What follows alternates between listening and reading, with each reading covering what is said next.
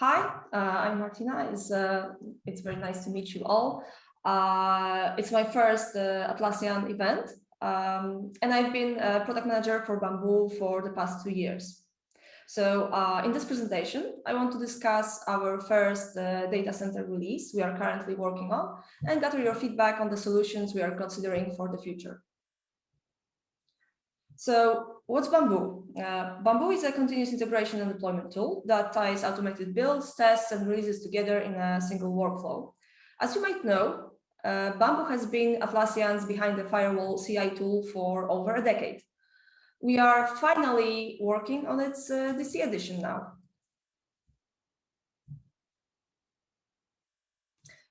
In order to decide what to prioritize for the first DC release, we have asked our enterprise customers about their biggest problems.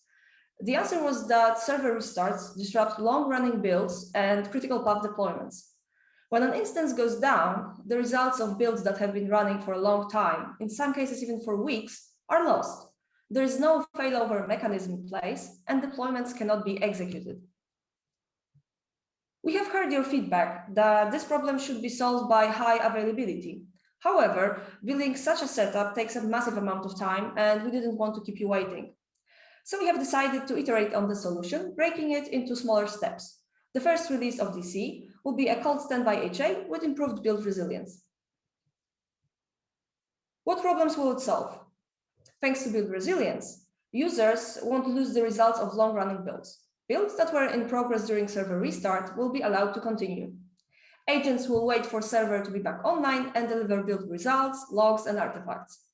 Thanks to cold standby HA, failover will take place. Load balancer will detect the active instance went down, start cold instance, and redirect all the traffic there. Thanks to shared file system, the started instance will resume the work of the one that went down. As a result, after a server outage, users will be able to quickly access build results and execute deployments. We are considering adding 2 more features to the first release. First is SAM SSO. Its purpose is user management, and you already know it from other Atlassian products. Second is project level build resources, and it's a new set of permissions that allows for build management on project level. It consists of entities such as variables, credentials, and repositories. It ensures more isolation between tenants, and it allows to delegate responsibilities to teams on project level. It also improves security as less people need admin rights. What's the timeline? We plan to release early access program in May.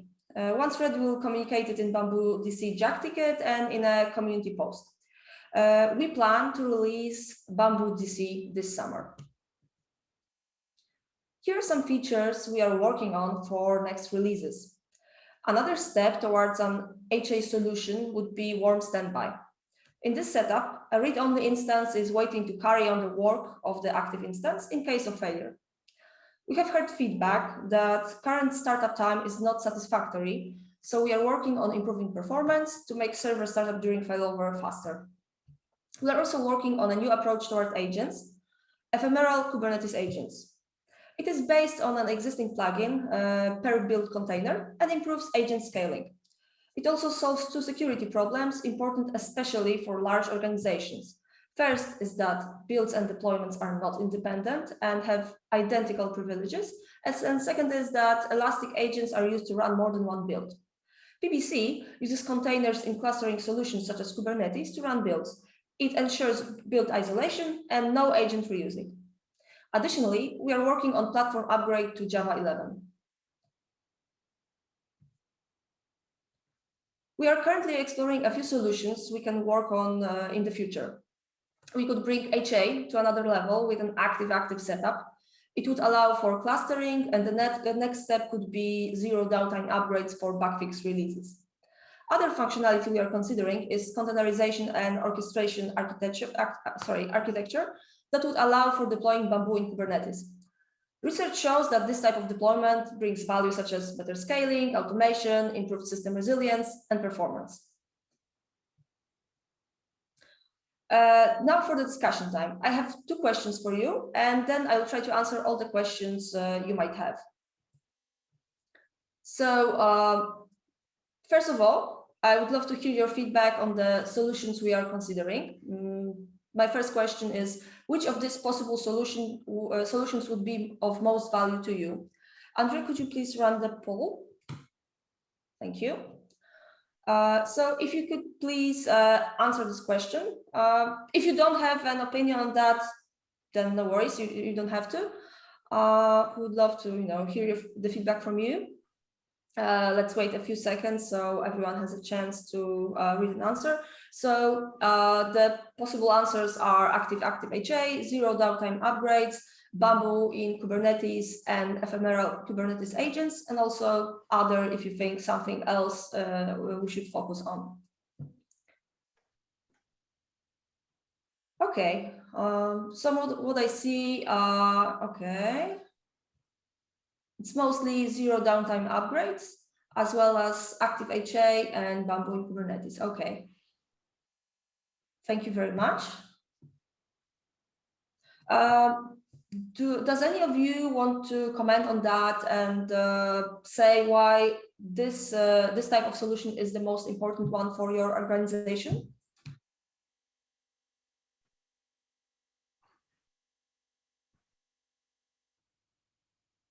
Yeah, well, I could just, well, I'm a pretty new user of Bamboo. We just started about half a year ago. Pretty cool product. We really love it. For us, it's probably the Bamboo for in Kubernetes, which is most important for us. Mm-hmm. We're going to Docker and Kubernetes for a lot of our applications we develop, and this would be probably quite a good step. Okay, great. Thank you. Thank you very much for the feedback. Does anyone else want to comment on that?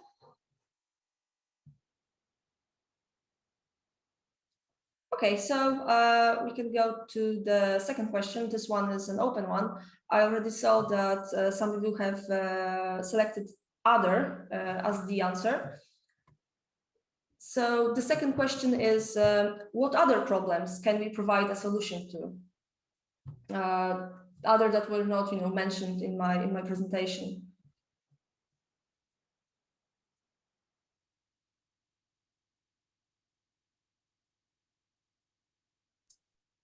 I think this is a difficult question, even if it's open, because Bamboo is a pretty hardcore developer tool, and when you're a developer, you always try to find easy solutions, but when there is no easy solution, you try to work around somehow and get something working. For me right now, I think it's a good solution, but I'm just a beginner. I'm not into a hardcore Bamboo deployment guy who uses all of the features out of the box which Bamboo provides. So I'm probably the wrong guy to ask this. Thank you. Yeah, I totally hear you. We are totally aware that Bamboo is not an easy product to start with. Especially with the amount of features, and it's the UI is not so easy to go through. But I hope that in time you'll enjoy this experience and you'll be able to solve many problems with Bamboo. Oh, and if you compare it with Jenkins, you will love the UI. Oh, absolutely. It's much easier. Yeah.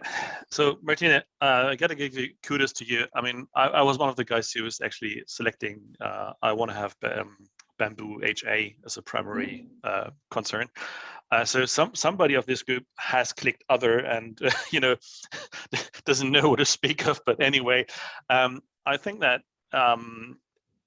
there is not much things that you have not covered in Bamboo, as CI or CD wise.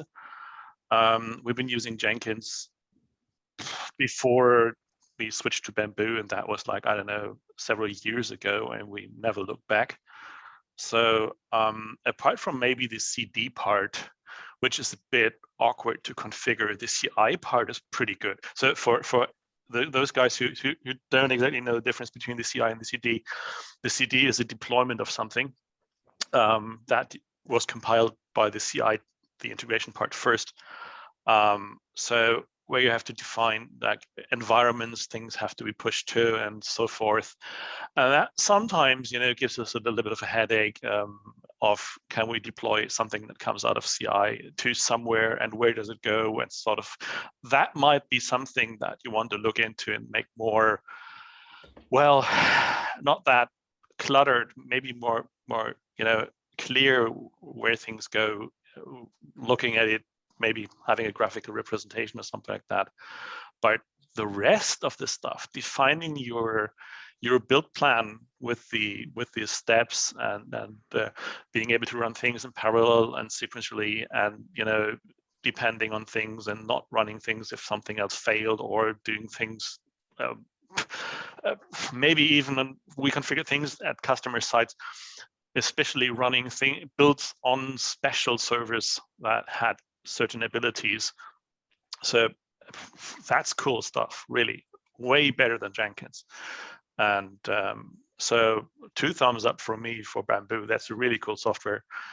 I can't recall if it's in Bamboo, but we had a different customer that is using, beat me to the name, some CI tool that's neither Jenkins nor Bamboo, and they crashed their Bitbucket server due to the fact that they crashed their CI tool, restarted it, and it started 3,600 builds immediately, polling 3,600 Git repositories at Bitbucket, and Bitbucket simply, waved the white flag and said, "Sorry, I can't help you anymore." So, one thing that comes into my mind is that if it's not in there yet, you want to do something like have a rate limiting in Bamboo when it starts and finds that there are a lot of things to be built due to the fact that the Git subversion, whatever repositories attached, are out of date, so that you don't spawn, for example, 5,000 Kubernetes containers and fire up 5,000 builds, thus crashing the Bitbucket or whatever is attached to the builds. So these are just my 2 cents. Thanks. Thank you very much for this perspective. Yeah, you're right. We don't have the pure rate limiting yet. However, yeah, we have tried to solve problems like that before, to make sure that they won't happen to our customers, because, as you say, it's a total disaster when it happens. I don't know, is Pavel on call with us right now? Pavel, are you here? Hello, I'm Pavel. Oh. I'm team lead of Bamboo team. Yeah, Yes, this is team lead of Bamboo. Do you have any, scary stories to tell about Bamboo? I think we have we don't have the problem that was mentioned right now anymore in Bamboo. Or is it more or less solved? Well, we need to solve between how responsive Bamboo will be after restart, because if you're just one developer waiting for your build, you probably want it as soon as possible, and you're not maybe even aware that 100 others are waiting in the same time for their builds, and after restart, Bamboo needs to catch up, right? So if we are too slow with building all the things, then people will say they're just waiting for hours for build to start. And if we're doing it all in the same time, as you mentioned, we can easily kill Bitbucket server or other Git repository. I think we had a similar, internally we had once this incident when Jira developers, I think there was some push force to Git with accidentally recreating 100 branches, and then Bamboo detected all of them and tried to build them all. So the queue was like 2,000 builds at once. But it was really interesting problem to solve for us, because actually Git created 2,000 branches at once, and Bamboo was trying as hard as it could to build them all. It was pretty scary moment, and well, it wasn't the problem. Like Bamboo survived, Bitbucket server survived, but some other important builds were also in the queue, waiting for those 1,000 builds to be built on the bottom, right? And they were maybe more like more important for someone, like maybe production deployment or something like this. And then build engineers and admins had to clean the queue and do some intervention. So yes, some things like priority for queue, or maybe even this building slowly at the time. We discussed this, but it's not as easy. Just to show you that it's not easy. No, just listening to you speaking is, we've seen exactly that for a different reason at the customer side, not somebody pushing something and recreating a couple of 100 branches, but just restarting the CI server did sort of the same stuff. But just listening to you, the idea would be one thing of, well, what is suggested is imposing some kind of rate limit, how many builds can be run in parallel at all. But then you just said the magic word. There's some kind of prioritizing things. You could do things like silver, bronze, gold, platinum services also, and say a user may only have silver service, thus he's further back in the queue when builds restart, stuff like that. Yes, so I think there was plugin from Atlassian Labs handling this queue priority. We weren't sure how to exactly solve this, because the question is who should have this power, right? Because if you are like plan admin and you would say I'm gold, then maybe other plan admin wouldn't be very happy. So maybe global admin, but then global admin doesn't really usually know what the plans are. It's not that easy, right? Even on the organization level. It's somewhere up there. Must this be bound to a user, or shouldn't it be better bound to a project? Or maybe, yes. I think that would be a better way. You have high priority projects where you say, okay, when we push something into that queue, I want it build like immediately and not wait for forever. And the other ones would be probably not that important, and we push back a priority on the project level, or even on that side, but not on the user side. I think on the user side doesn't make much sense. Yeah. Yes, as we had some discussions about agent pools assigned to projects, and I think even now you can assign agent to project, but it's in a bit different way that we thought about it. You saw on Martyna's slide that this project resources like variables and repositories. This is easier thing to do, even permission wise. But agent pools are kind of tricky, because when you assign agent to one project and this project doesn't do anything, then you kind of lose one agent doing nothing when someone else could reuse it. So it's not for free, right? Well, it depends on what type of agent you're having. Since I mentioned we do have some customers that have very specialized agents. Well, very specialized machines running special agents. For example, some people do have like MS Build 12 on there, and they can only run these type of builds.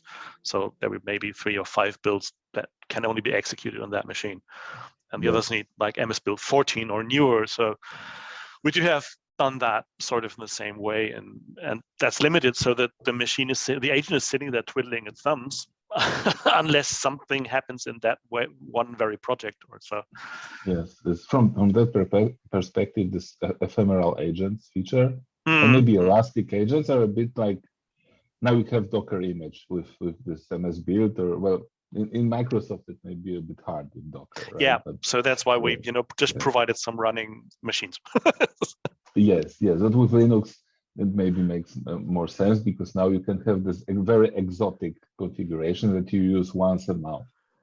And you don't need this agent using your license sitting there and like doing nothing, right? So it's much better utilization of your resources and more security as well, as Martyna mentioned, because suddenly you don't have this risk that your super secret deployment to production would go to the same agent, and later some other plan, and maybe this plan could maliciously take this private key from some cache or somewhere, right? Exactly. Yeah. You can imagine such a scenario. It's a real risk, right?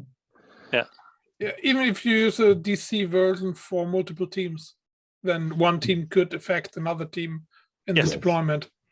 That's what we have in the past, and we worked around this with some remote agents. So they managing their own remote agent or their remote deployment agents, pool. Yeah. servers, and so we just put the job into their remote agent deployment script, and then they manage the SSH or whatever the deployment scripts are running to their target live instance. So we separate teams via remote agents, which isn't the normal behavior. You should use remote agents. We see this pattern in many cases, and not only for deployments, for builds too, because this team really needs this new Python and they will just install it. It's not there, and then next team is very surprised, right? You need a Docker container for that, exactly. Yes. So here's one story from a larger customer. Every team has its own Jenkins server, probably more or less due to the fact that they can't share a common Jenkins server because of credentials not being allowed to be shared or stuff like that. So maybe, Martyna, that's one of the takeaways that we can have on that side, that you may want to have something like, I don't know, being able to separate sort of like namespaces in your upcoming Bamboo versions, where you can ensure that one project can't look into anything that's from running inside the other project. And when there's agents allocated to one project, you can't allocate them to the other one. If they really want to have it, like with these hard limits, say I am not allowed to share my SSH key or my whatever with the other project. I'm sort of in my own island here, and data breach is not a good thing there. I think with this project resources, we have variables. Do we have shared credentials? I don't remember right now. I think we do, and repositories. So in a way, you can set them up for projects independently. And agents, not yet, but I mean, this ephemeral agent could probably solve it, because then it's more contained to your image, right? That sounds a way to go a little bit there. I hope. I mean, we need to go one step at a time, baby steps, and then get validation, right? Because it's very easy to break the current workflow from one. Right? I just want to get rid of the Jenkins servers at the large customer and want to replace them by Bamboo. So I mean, we would be very happy, right? And I think support for Jenkins is I want to sell the expensive. licenses, and I want to configure the Bamboos there. I don't care for the Jenkins server. Yes. Well, I mean, support for Jenkins is not something that I would like to do ever. But this is a different story. Yes. Yeah. Are there any questions you might have? Anything that we can answer? We have Pavel here, so it's a great opportunity to learn everything you want to know about Bamboo. From my side, I like to listen to you guys talking about all these ideas and challenges when it comes to CI and CD.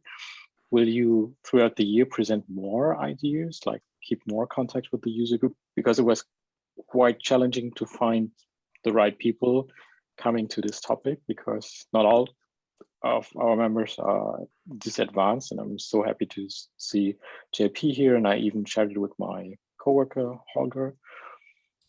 But there could be more like learning from those ideas, but will you provide more content or more sessions like this? If Andre would have us here, we would be very happy to come back once, for example, when we release Bamboo and have Bamboo DC and have more details on once we start those other big projects we are currently preparing to share what we've done and what our plans are and how do we want to solve some problems and discuss it with you guys, of course. Maybe a hands-on video, how to use, or some use case stories, or showing the interface, whatever, would be great too. Bring a team that's actually using it, because we always see that the barrier to start using it is so high compared to everybody knows Jenkins, so they have a history, but we have 1 or 2 talks in the last 7 years that had Bamboo in it. It's like ages ago. And everybody else. Cream, you have to pay him. You have to buy me some beer, then I can do something for you there. I have to buy beer? What? So let's see. Since I'm the dev tool chain guy at CADWorks, maybe I can do something for you there. Oh yeah, welcome. And I have beer here. So, give me your address. I will send it. There you go. Well, that's easy. Yeah, we can do that, and we definitely want to keep in touch with you. Yeah, let's chat about that one offline and see what we can do. Yeah, absolutely. Cool. No, but Kim just said everybody knows Jenkins, and then he sees Bamboo and says, "Is it that easy? I can't find this huge page I need to configure every time in Jenkins." You say, "Yes, it's very easy." One very interesting pattern we observed over years is like sometimes users would just set up very complicated plans, jobs, or whatever CI you have, right? And you use a lot of features. But then when you want to migrate to another tool, or even you have some different problems, it's very hard to like migrate or maintain this. And one thing that I observed, I think some Jira teams internally did it. They also knew Bamboo well, so they use some sophisticated configurations. But slowly they moved more to like, it was just some like shell script with your source code, just to run all your tests or something like this, or 2 or 3 shell scripts. And actually they linked more and more into like Bamboo should just run this shell script or that shell script. This to run tests, this to run the other tests, this to deploy or something. And it gave them this power that even with very old Jira version or new Jira version, in this example, they would just switch to the proper branch or tag and just run the script. And the script can be completely different on your new branch. It may build new things or not build old things or something else, but it's just shell script from the CI perspective. And if you think this way, now like your whole configuration is much more simple. Like there is nothing really here, and you can migrate wherever. Right. Of course, usually you have live and it's not as easy, but it was very interesting pattern. And they even claimed, we had some internal blog posts when they said like, this is how you should use CI or CD. It should, your all knowledge, it should be with your source code. And even then switching, like, would you remember 5 years later how to build your app? Like, how did you build it 5 years ago when it was all something, right? No one knows, but sometimes you need to do it. And now you have the shell script. And it's there, right? It's like, okay, it's just building, right? It's amazing, right?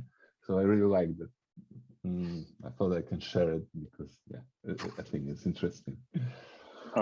Definitely, that's good. You couldn't see my grimaces while you were telling that story. I would never resort to using a shell script there. If I would need those kind of tools, I would revert to use make and use a make file instead. Very good. I mean, in Java probably you can run POM, you can run Maven or Gradle or Ivy from make if you want to. If I really need that kind of tool, I would start from make and do that. It's good too. I mean, whatever you like, right? I mean, make is vanilla enough. I mean, I wouldn't like CMake, for example. Yeah. Whenever I use CMake, I need to figure out for a few hours how to do it in CMake. Is there a package? Yep. I have this one file that I want to run, and I have no idea how to do it in CMake. Yeah. And like 5 hours later, I have a way, and I don't like it at all. Right? Yeah, 5 hours later, 2 coffees is empty. Yes. So yeah, I mean, you should keep it simple, right? Yes. I think simple GNU make is okay. Yeah, it is. Perfect. Yeah. So if you have any subjects that you would like to hear about Bamboo, any presentations you'd be interested in, I know maybe you can how to organize that, Andre, through community. If you can just let us know what are the most important subjects for the community, we'll be very happy to prepare something. Yeah, we do. Olga, are you using rather the descriptive deployment description which you have in your source code, or do you configure this directly in Bamboo? Do you use YAML or something like this? We have set up a standard Bamboo example template plan, if you want to say it that way. Since all our we're an Atlassian partners, so we do produce Java plugins or jar files. So Yeah. pretty much always the same stuff. So we set up a sample template or 2 sample templates. And the only thing that the developer needs to do when he has a new plugin he wants to, a new app that he wants to compile and run and test, is simply clone that template and fill in the details. Okay, understood. Yeah. So I did that once, filled in pretty much everything I could, and there's like 2 or 3 steps these guys need to do manually. So that's it. By now, we actually wrote a plugin, an app ourselves for Bamboo that exposes an additional REST API, so I can trigger that stuff from within a specialized Jira workflow. So we do have a Jira project in our Jira that handles application development, and you can trigger Bitbucket repositories being created, Bamboo projects, and Bamboo plans being created. Jira projects being created from that Jira project issue for handling the development. So we pretty much originate in one Jira issue and then trigger everything from there. So Cool. not even the developer has anything to click and point anymore. Oh. Well, internally, we migrated to Java specs when we introduced them some time ago, right? Some other teams prefer YAML specs, but we know Java, so we prefer Java specs for that matter, and we never looked back. And one idea, if you don't really know how to start, is to export your plan. Yeah, exactly. Right? And then you can kind of see all the things and then make it better. But you work with it as with normal code or YAML and extract common parts, which is very good, right? Because usually 80% of your plans will be the same, right? At least this is our case. And then you just change this 20% here and there, but 80% is the same, which works great for us. But yeah, probably there are other patterns as well. And for deployment, we also see some other stories from customers when they use Bamboo deployments just to trigger some other deployment system. Like they have some big management tool for Kubernetes, right? And it's more like infrastructure as code, and this whatever system they have, it has its own YAML. And then what Bamboo would do, it would just call the other system, tell it when to do it, and then the system would just take this YAML and just do its own job, because probably it's much better integrated in this case with Kubernetes, and probably we will never be as integrated, right? Because they specialize in this. So we are more generic, but if you really sometimes you just connect to hybrid with those two, which is also pattern that I saw, right?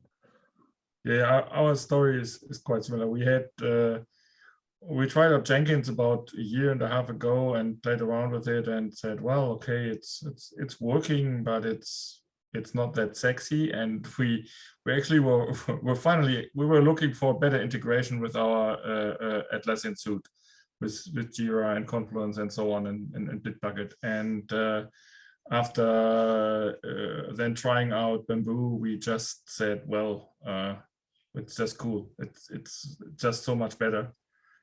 It's so well integrated in all the other tools and that's why we pay for it eventually. Yeah. It's really great to hear that. It makes a lot of sense. And actually, this usually a generic CI to Git integration would require polling. Like CI would every 30 seconds or every 5 minutes check if there is any change. And if you have many plans, many repositories, it will kill any Git you have. Like there is no way. It must kill it eventually. Or right? It will never reach the end. So it simply will, run in in circles, polling Git repositories, because it just has too many builds to pull. yes, this is also either way around. So then anything that allowed this push from Git, from Bitbucket server in this example, and just notify Bamboo when there is change that is needed is pretty great. Right? That's the best feature. That's the best feature that Bitbucket and Bamboo give you. It's way more cool than anything else out on the planet there.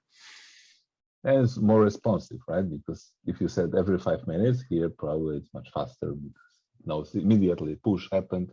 I need to tell Bamboo, Bamboo will detect it immediately. Well, plan probably would take some time to run, but still, at least Yeah, this first part. that's actually pretty cool when you show this to a technical guy but he's not a developer. He doesn't know that much about the tools, and you show him the Jira issue you have, and you say, okay, right now here you see the integration in our repository system, and there you can see, okay, this is deployed on this and this system, and if I do this here and I press this button from my development environment, and I just push it to Bitbucket, it's automatically built, tested, and it's automatically rolled out on our testing and staging environment. With just, if I click this here, and if I show this and it takes another 5-10 minutes and then it shows up there, they will go, whoa, that's cool. And it shows up I in your want to Jira work ticket. with this. And it shows up on your Jira ticket in the dev panel, which is really nice as well. Yeah. And you get all the notifications in your Slack channels or wherever.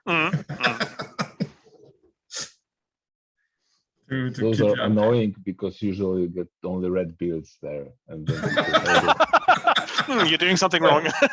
Yes. Oh, you need some success messages there. Not only the failed ones, but also the you did a good job. It's working.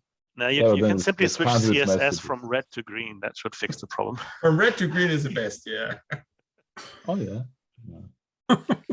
Then flaky tests are killing you even like more. Yeah. I think everyone has problem with some flaky tests here and then, and then it just goes green and red, and it gives you a lot of messages, right?